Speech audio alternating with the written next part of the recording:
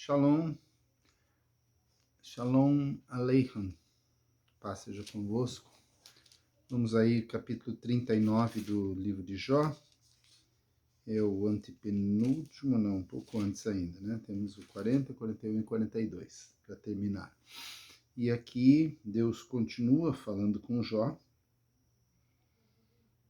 Começou no capítulo anterior e continua falando, né? Depois nós vamos ter uma breve resposta humilde de Jó ao Senhor, e Deus fala mais um tanto a ele, né? Para nós chegarmos ao desfecho do livro. E é o interessante que você precisa notar quando você lê isso daqui, que às vezes nós temos esse costume de atribuir a uma evolução as coisas, né? Por causa da cultura em que nós vivemos, a cultura em que nós crescemos, né? Do que aprendemos na escola, do que aprendemos na televisão e nas notícias. E, no entanto, hoje mesmo conversando, a gente pensa assim, né? O homem, por exemplo, ele tem esse instinto musical, né? Você vê uma criança que nem sabe música, coloca uma música, ela começa a se balançar e dançar. E por que tem isso, né? Porque nós fomos criados à imagem e semelhança de Deus, perdemos a imagem, né? Que é restaurada pela pessoa de Cristo, que é a imagem do Deus invisível, né? O primogênito de toda a criação.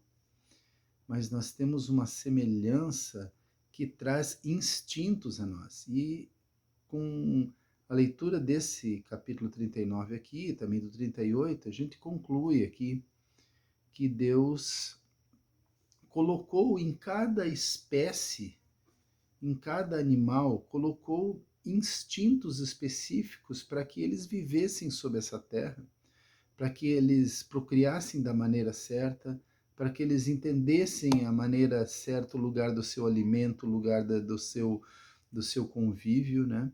Porque a gente vê que não existe de qualquer forma um pensamento sobre uma evolução que levou eles a isso, mas o que leva eles a isso é um instinto que foi dado a cada um com um propósito específico. Nós temos que ver por essa maneira, porque o Senhor que criou todas as coisas, governa todas as coisas e deu um propósito para tudo, né?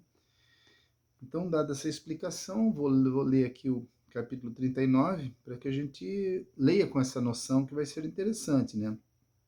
Ele diz aqui: sabes tu o tempo em que as cabras monteses têm os filhos, ou cuidasse das corças quando dão suas crias? Mas assim os animais fazem porque foram dotados de um instinto, colocados lá por Deus. Elas não descobriram aquilo para a sua própria sobrevivência, mas Deus pôs esse instinto nelas, né? Podes contar os meses que cumprem ou sabem a hora do seu parto? Mas eles sabem, porque Deus criou eles com esse instinto.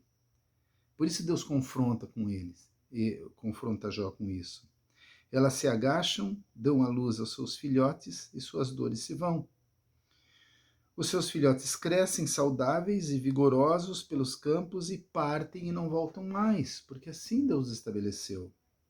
Quem deu ao jumento selvagem a plena liberdade? Quem libertou esse animal feroz e veloz das suas amarras?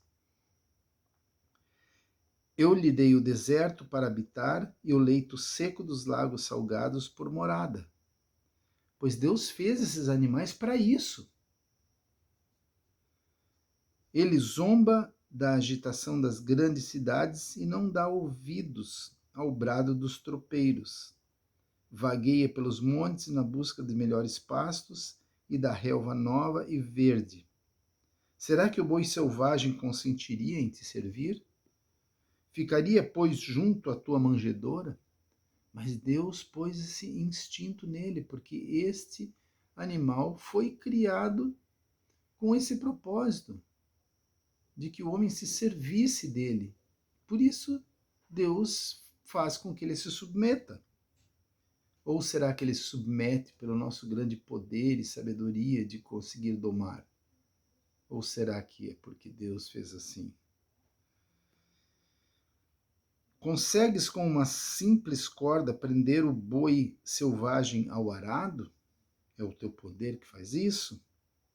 Seguirá ele a ti arando os vales? Confiarás no boi apenas por causa da sua grande força? Ou entregarás a ele a responsabilidade do trabalho duro que te pertence? Não. Fiarás dele que recolherá o seu trigo ou ajuntará a sua eira? Não. Ele não teria sabedoria para isso. Ele tem sabedoria para aquele instinto ao qual Deus deu. Mas nós usamos deles porque Deus o fez submisso ao homem. Deus fez o homem sob senhor de todas as coisas. A avestruz bate as robustas asas alegremente, mas como explicar o lindo adorno da plumagem da cegonha? Ela abandona os ovos no chão e simplesmente deixa que a areia aqueça devidamente, despreocupada se alguma pisada poderá esmagá-los ou se algum animal selvagem poderá danificá-los. Porque Deus as ensinou assim e Deus estabelece o cuidado sobre cada animal. Ela trata seus filhos com dureza atroz, como se não lhe pertencessem. Não se arrepende se todo o seu trabalho realizado se perder. O animal faz a sua parte e Deus cuida da parte de manter a espécie. Isso porque Deus não lhe deu sabedoria nem parcela alguma de bom senso. Os animais, então, eles não têm sabedoria e não têm um bom senso, mas têm um instinto de Deus que foi dado a eles para que eles sejam dessa maneira, para que eles ajam de maneira tal ou tal. Já o homem é o único animal que foi dotado de sabedoria e de decisão. Né? Diz assim, entretanto, quando ela se levanta, né? Está falando da avestruz, para correr, zomba da velocidade do cavalo com seu cavaleiro. Porventura deste ao cavalo poder ou revestisse de força o seu pescoço? Foste tu que ensinasse a saltar como gafanhoto, assustando a todos com seu relinchar impressionante? Ele escarva no vale e tem prazer em demonstrar sua força e sai altaneiro para enfrentar os guerreiros. O cavalo é um animal sem medo, né? Ele ri do medo e nada teme, não recua diante da espada. A aljava balança ao seu lado, a aljava é aquele, como se diz, aquele local ali, aquela bolsinha onde se colocam as flechas. A aljava balança ao seu lado, com a lança e o dardo flamejantes. Enfurecido e cheio de coragem, galopa pela terra e, ansioso, não consegue aguardar o sinal da trombeta. Assim que escuta o toque da trombeta, ele relincha. Ouve-se então, eia! De longe se sente cheiro de guerra. Percebe grito dos capitães e o alvoroço das tropas. Mas o homem foi dado sabedoria e inteligência para domar o cavalo e fazer com que ele obedeça seus comandos, para que ele pare, para que ele corra. É por causa da tua inteligência que o falcão e os demais gaviões alçam voo e estendem as asas rumo ao sul, né? Porque os animais têm esse instinto, né, de migrar. Eles migram de um lugar para o outro, eles voam de um lugar para o outro para colocar as suas ninhadas, para chocar lá, para criar os filhotes lá. Quem deu inteligência a eles? Para, no determinado tempo exato, viajarem quilômetros e quilômetros, né, em busca do local certo. Quem deu esse instinto?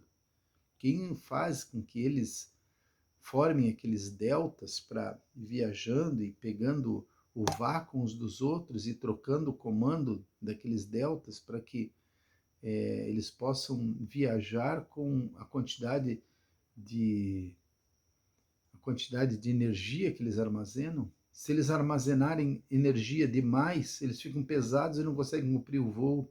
Se eles armazenarem energia de menos, eles caem no meio do caminho e não conseguem completar o voo. Mas quem os instrui a armazenar energia exata para que possam fazer o voo?